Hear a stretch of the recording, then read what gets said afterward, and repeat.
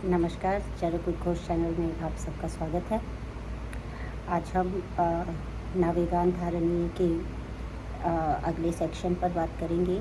यहाँ पर जो मानसिक व्याधियाँ हैं और जो आगंतुक रोग हैं उनके विषय में चर्चा होगी। तो आज हम श्लोक नंबर 51 से प्रारंभ करेंगे। पिछला लेक्चर 50वें श्लोक तक हम कर चुके हैं और अब के कहते हैं, ये भूत विष वायव्य अग्नि संप्रहारादि संभवाः नृणानाम आगंतवो रोगाः प्रज्ञा तेष्व अपराध्यति। इसका अर्थ ये होता है कि जो मनुष्यों के अंदर भूतों के कारण, ये जो भूत हैं वो बेसिकली क्या हैं कि भूत जो हैं वो बेसिकली ये हैं कि जो इन्फेक्शंस हैं, बैक्टीरियल इन्फेक्शंस, वायरल इन्फेक्शंस, ये क्या हैं, ये दिखाई नहीं देते।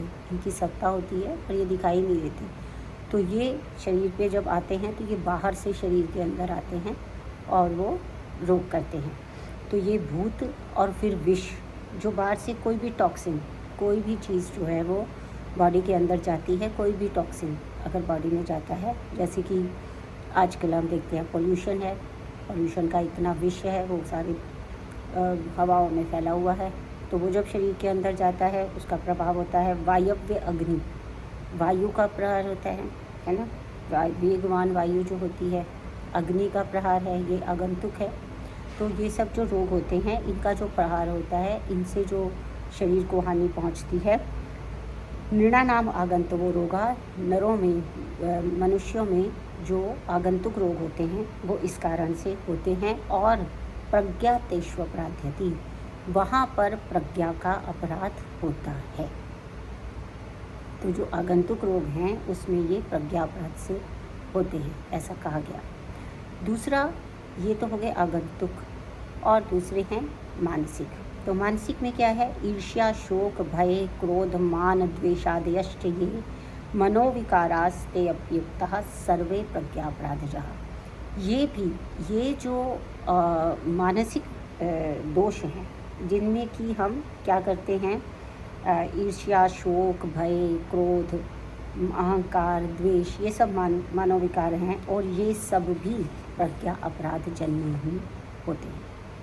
अब क्या है कि वैसे तो जितने भी रोग हैं, रोगाः सर्वा अपि जायन्ते, क्योंकि जितने भी रोग हैं वो प्रज्ञा अपराध से ही होते हैं। कहीं ना कहीं बुद्धि में दोष होता है, बुद्धि में दोष होता है, इसीलिए जो है इंद्रियों का हम हीन मिथ्याति योग करते हैं। बुद्धि में दोष होता है, इसीलिए हम जो है हमें ज्ञान नहीं मिल पाता और हम जो है वो क्या काम करते हैं, बुद्धि में ही दोष होने के कारण हम क्या काम करते हैं कि ईर्ष्या करते हैं, द्वेष करते हैं, क्योंकि हम ये समझते नहीं है, जानते नहीं हैं, बुद्धि ये समझ नहीं पा रही है कि जो भी सुख और दुख मुझे प्राप्त हो रहा है वो मेरे अपने कर्मों का ही फल है। तो हम ऐसे ही बेकार में ब्लेम गेम में चलते हैं और हम ईर्ष्या करते हैं कि उसके पास ऐसा क्यों है, वैसा हमारे पास क्यों नहीं है। तो ये सब क्या है, बुद्धि के अपराध के कारण ही होता है। तो सभी प्रज्ञा अपराध मूलक हैं, लेकिन फिर भी जो प्रज्ञा अपराध पांचों इंद्रियों से संबंधित है उसको असात्म इंद्रियार्थ संयोग करके हमने अलग से उसको बता दिया। क्योंकि नॉर्मली प्रज्ञा अपराध जो है वो किसको कहा जाता है, ये सूत्र स्थान अध्याय 28 में इसका वर्णन आएगा आगे। प्रज्ञा अपराधात यत अहितान अर्थान पंच निषेवते। प्रज्ञा अपराध किसको कहा है, जो 5 इंद्रिय जो हैं वो अहित अर्थों का सेवन करती हैं, अहित यानी तीन मिथ्या अतियोग का सेवन करती हैं, तो वो कहलाता है प्रज्ञा अपराध। इसके बाद इससे अगर हमें बचना है, क्योंकि हम जो है हम यहाँ पर स्वास्थ्य संरक्षण की ही बात कर रहे हैं, तो यदि हमको इस प्रज्ञा अपराध से, इन रोगों से बचना है तो हमें क्या करना होगा, त्यागः प्रज्ञा अपराधानाम इंद्रिय उपशमः स्मृति देश काल आत्मविज्ञानम सद्वृत्तस्य अनुवर्तनम। क्या क्या बताया है, सबसे पहले बताया है त्यागः प्रज्ञा अपराधानाम, अर्थात किसी भी वस्तु का हीन मिथ्या अतियोग, किसी भी इंद्रिय का प्रयोग करना बंद करना है। दूसरा, कायिक, वाचिक और मानसिक रूप से हमारे जो कर्म होने चाहिए वो स्वस्थ कर्म होने चाहिए, यानी उसमें किसी के प्रति ईर्ष्या द्वेष का भाव रखते हुए किसी को परुष वचन बोल देना, कड़वे वचन बोल देना, किसी के के लिए मानसिक अभिद्रोह रखना, मन में किसी का बुरा सोचना या बुरा करने की सोचना या फिज़िकली किसी को हर्ट करना या फिर इस तरीके की जो बातें हैं, इनको सबको अवॉइड किया जाए। त्यागः प्रज्ञा प्रदानाम, किसी भी इंद्रिय का हीन मिथ्याति योग से बचा जाए। तो पहली चीज़ है त्यागः प्रज्ञा प्रदानाम, इंद्रियो उपशमः स्मृति। यहाँ पर इंद्रिय उपशमः फिर से एक बार और बता दिया गया, क्योंकि प्रज्ञा अपराध का रेंज बहुत बड़ी है ना। वो मानसिक रूप से भी प्रज्ञा अपराध करते हैं, फिर शारीरिक रूप से भी प्रज्ञा अपराध करते हैं, तो उसकी रेंज बहुत बड़ी है। तो इसलिए इंद्रियाँ बहुत महत्वपूर्ण हैं उस समय, क्योंकि सबसे ज़्यादा इम्पॉर्टेंट ये होता है कि हम क्या परसीव कर रहे हैं। अगर हम चीज़ों को पॉजिटिवली परसीव करते हैं तो निश्चित रूप से हमारी जो इंद्रियां हैं वो शांत रहती हैं, उपशमन को प्राप्त रहती हैं और हमारा मन भी शांत रहता है। अगर हम किसी भी चीज़ को नेगेटिवली परसीव करते हैं, हमारी इंद्रियां जो हैं उसके अंदर सिर्फ दोष ढूंढ के ले आती हैं, तो क्या होता है कि हमारा मन भी उस समय में शांत नहीं रह पाता है। तो जब मन शांत नहीं है और इंद्रियां परसीव कर रही हैं, दोषपूर्ण चीज़ों को देख रही हैं, ग्रहण कर रही हैं, तो हमारा मन अशांत हो जाएगा और उसके कारण फिर हमारा हीन मिथ्याति योग होगा। तो इसलिए इंद्रिय उपशमः, इंद्रियों का शमन करना है, उनको अपने वश में करना है। देश काल आत्मविज्ञान, तो देश की हमको देखना है, और वो देश जो है दोनों हो सकते हैं। भूमि देश भी हो सकता है, देह देश भी हो सकता है। देह देश में हम देखेंगे कि हमारी प्रकृति क्या है, उस मनुष्य की प्रकृति क्या है, शारीरिक प्रकृति क्या है, मानसिक प्रकृति क्या है। देह देश, ये देह देश होगा, और दूसरा है भूमि देश। यानी कि हम इस बात का ज्ञान रखें कि मैं अगर अनूप प्रदेश में रह रहा हूँ तो मेरे आहार विहार कैसे होने चाहिए।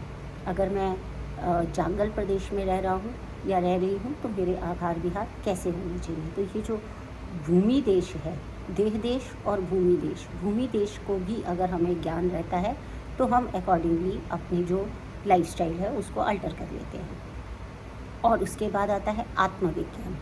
आत्मविज्ञान का जो सीधा सा मतलब है, जो आजकल आप स्वॉट एनालिसिस करते हैं, सेल्फ एनालिसिस करते हैं, सेल्फ क्रिटिकल एनालिसिस करते हैं कि मेरी स्ट्रेंथ क्या है, मेरी वीकनेसेस क्या हैं, मेरे पास क्या अपॉर्चुनिटीज़ अवेलेबल हैं और मुझे किस किस बात से थ्रेट है। ये सब चीज़ें हमारे स्वास्थ्य का ध्यान रखने के लिए, शारीरिक और मानसिक स्वास्थ्य का ध्यान रखने के लिए बहुत ही अनिवार्य होती हैं। क्योंकि जब हम अपनी शक्ति को बिना देखे कोई कार्य का प्रारंभ कर देते हैं, जो हम इसी चैप्टर में पीछे पढ़ चुके हैं, सहसा आत्मशक्ति अनालोच्य यत् कुरुते कर्म तद साहसम, और वो साहस जब किया जाता है तो उसके कारण बहुत सी व्याधियाँ उत्पन्न हो जाती हैं। इसलिए अपना ज्ञान होना, अपने शरीर और अपनी मानसिक पोटेंशियल, कितनी पावर है, कितनी एबिलिटी है, उसको अगर सोच समझ के हम अपने गोल सेट करते हैं तो ये हमारे लिए लाभदायक होता है। उसके बाद उन्होंने कहा कि आगंतु नाम अनुत्पत्तौ एव अनुत्पत्ता एषा मार्गो निदर्शिता। जो आगंतु है, आगंतुक रोग हैं, उनकी अनुत्पत्ति के लिए यही मार्ग बताए गए हैं। प्राज्ञः प्रागेव तत्कुर्याद हितम विद्यात् यद आत्मनः। और व्यक्ति पहले से ही रोग उत्पत्ति ना हो तो बुद्धिमान व्यक्ति क्या करता है कि वो अपने लिए जो हितकर समझे उसी का ही वो पालन करता है। ठीक है, तो आत्मज्ञान का बहुत अधिक महत्व यहाँ पर बताया गया। इसके बाद जो है हम बात करते हैं अगले श्लोक की, जिसमें कहा गया आप्तोपदेश प्रज्ञानम प्रतिपत्तिश्च कारणम विकाराणाम अनुत्पत्तौ उत्पन्नानाम च शांतये। इसका अर्थ ये होता है कि जो आप्तोपदेश प्रज्ञानम, यानी कि जो हमें कोई गुरु ज्ञान दे रहा है या हमारे पास कोई ऑथेंटिक सोर्स ऑफ नॉलेज है, उसका प्रकृष्ट ज्ञान प्राप्त करना, यानी कि उसका उत्तम ज्ञान प्राप्त करना और उसको समझना। क्योंकि जो आप्त है वो कौन सा पुरुष है, जो रज और तम से ग्रसित नहीं है। इसका मतलब वो नॉलेज जो बायस्ड ना हो। ठीक है ना। आजकल हम देखते हैं कि बहुत ही, जिसको हम कहते हैं कि प्रोपेगेंडा, ये जो प्रोपेगेंडा है इसके में नहीं फंसना है। क्या करना है, आप्तोपदेश, जो ऑथेंटिक सोर्स हो। आजकल बहुत सारे वीडियोस, र्यूमर्स ये सब फैलते हैं, तो वो उस सब से हमको बचना है। यदि हम स्वस्थ रहना चाहते हैं तो हमको सिर्फ उसी नॉलेज के ऊपर भरोसा करना चाहिए जो कि ऑथेंटिक सोर्स से आई हो। किसी भी अनऑथेंटिक सोर्स की जो नॉलेज है, अगर हम उसके ऊपर चलते हैं तो निश्चित रूप से हम अपने शारीरिक और मानसिक व्याधियों को आमंत्रित कर रहे होते हैं, इनवाइट कर रहे होते हैं। तो इसमें क्या है कि आप्तोपदेश प्रज्ञानम, यानी कि आप्तोपदेश का प्रकृष्ट प्रकार से जो ज्ञान करना है, आप्तोपदेशों का प्रकृष्ट ज्ञान, विशेष ज्ञान प्राप्त करना है। प्रतिपत्ति कारणम, प्रतिपत्ति जो है उसके कई अर्थ है। एक तो प्रतिपत्ति ये है कि जो हमने ज्ञान ग्रहण किया है उसकी जो प्रैक्टिकल एप्लीकेबिलिटी है वो मुझे आती है कि नहीं। मेरे पास बहुत सारी थ्योरी है लेकिन मुझे उसको अप्लाई करना नहीं आता, तो फिर उस ज्ञान का कोई लाभ नहीं है। जब तक वो ज्ञान व्यावहारिक रूप से मेरे लिए और मेरे रोगियों के लिए उपयोगी नहीं है, तब तक उसका कोई लाभ नहीं है। यानी कि मैंने जो प्रकृष्ट ज्ञान प्राप्त किया है वो सिर्फ थेरेटिकल नहीं होना चाहिए। प्रतिपत्ति यानी कि उसको मैं रिप्रोड्यूस भी कर सकूं, उसको मैं अप्लाई भी कर सकूं, ये जो है वो प्रतिपत्ति का एक अर्थ है। और दूसरा प्रतिपत्ति का अर्थ होता है तदात्व बुद्धि।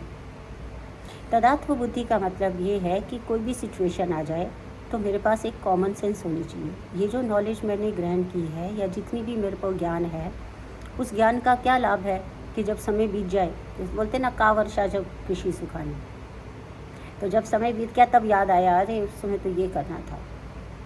तो ऐसा नहीं चलेगा।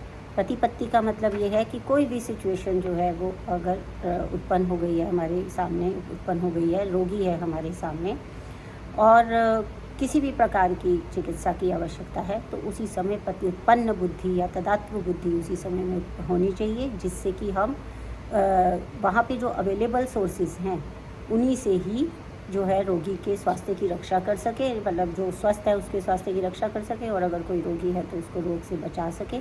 उसके लिए हमें जो है ये प्रतिपत्ति शब्द का प्रयोग किया।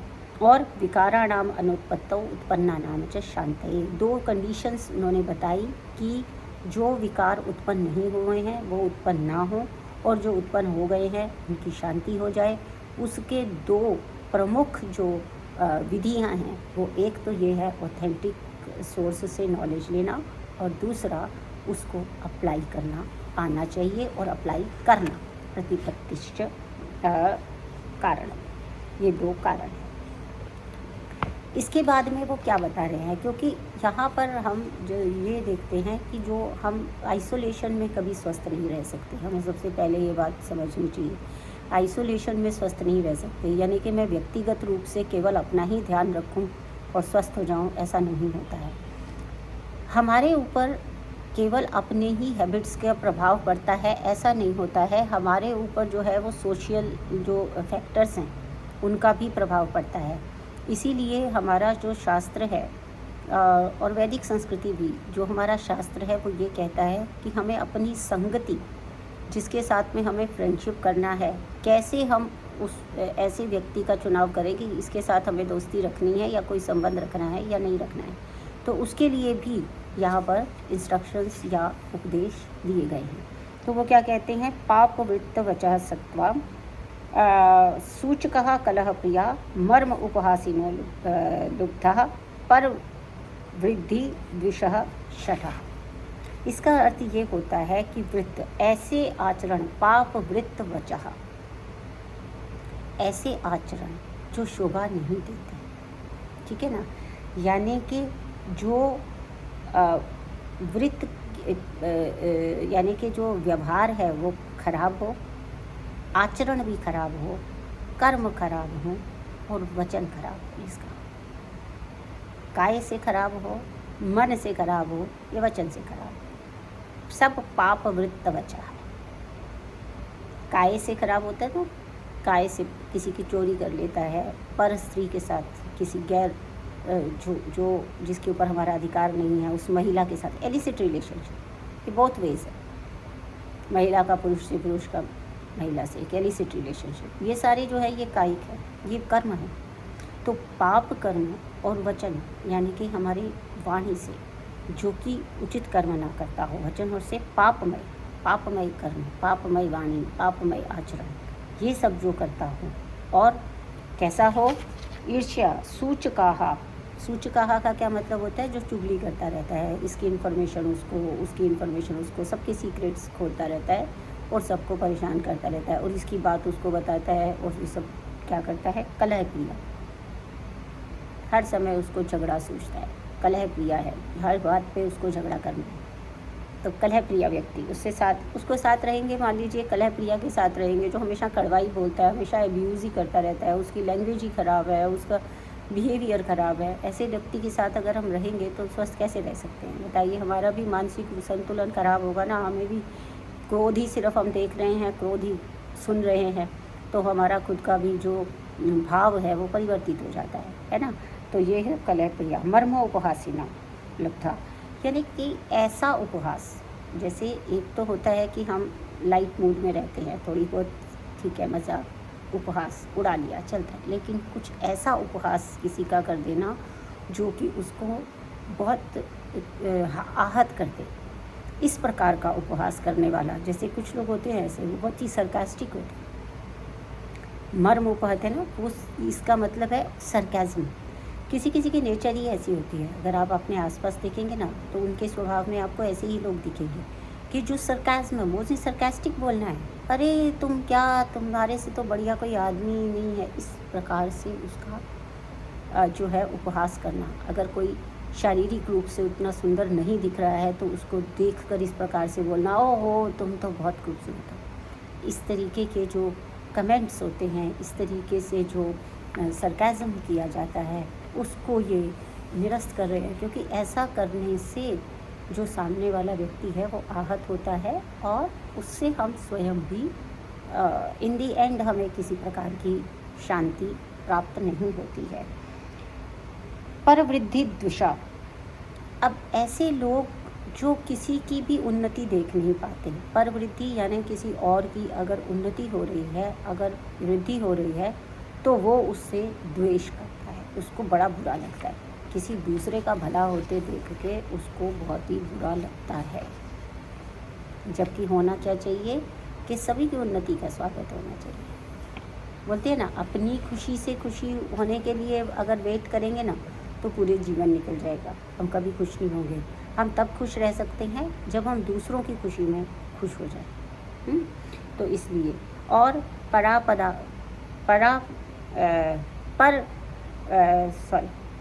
अपवाद तया चपला रिपुसेविना, तो पर अपवाद तया इसका मतलब ये होता है कि वो दूसरों के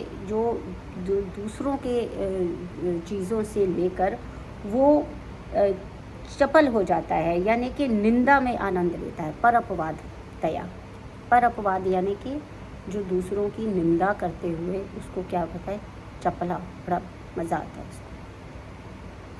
वो क्या है, अस्थिर बुद्धि का है, चपला अस्थिर बुद्धि का है। परापवाद, परापवाद यानी कि दूसरों को अगर कोई निंदा कर रहा है, कोई किसी की इस तरह से बता रहा है कि वो ऐसा दिखता है, वो ऐसा काम करता है, वो आप देखेंगे बहुत सारे लोग आपको अपने आसपास मिलेंगे जो किसी की हमेशा बुराई करते रहते हैं, तो किसी दूसरे की बुराई सुन के उसको बड़ा मज़ा आता है और वो अस्थिर होता है।